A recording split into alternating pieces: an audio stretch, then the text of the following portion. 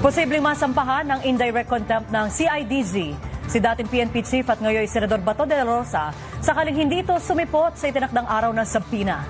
Nilinaw naman ng DILG na walang kinalaman ang warrant of arrest ng ICC sa inihaing sabina laban sa senador. Tinutukan niya ni Eliza Insigne. Bago ang matinding tensyon sa Senado matapos magpakita si Senator Bato de la Rosa, hindi kinilala ng kampo ng senador ang sabinang inihain laban sa kanya ng Criminal Investigation and Detection Group ng PNP. Sa part namin, it is dim received. Tinangkap nila.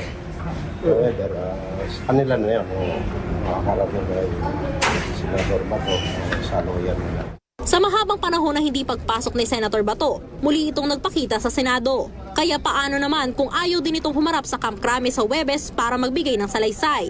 Batik yan. Tingnan natin kung anong nangyari. So aside from... Mostly, alam naman natin yung pag hindi ka na-comply sa subpoena, so na-indirect contempt ka. Nilinaw din ng DILG na walang kinalaman sa umano'y warrant of arrest mula sa International Criminal Court ang sabina na inisyu ng CIDG kay Senator Bato. But let me clarify, okay? Walang kinalaman sa ICC.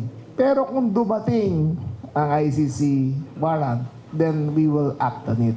Okay, but this has nothing to do with the ICC warrant. Wala pa rin aniya silang natatanggap na warrant mula sa ICC. But as far as we are concerned, wala pa kami nakikitang clear copy and official copy of the warrant. So for me, it does not stand as official hanggang nakuha namin.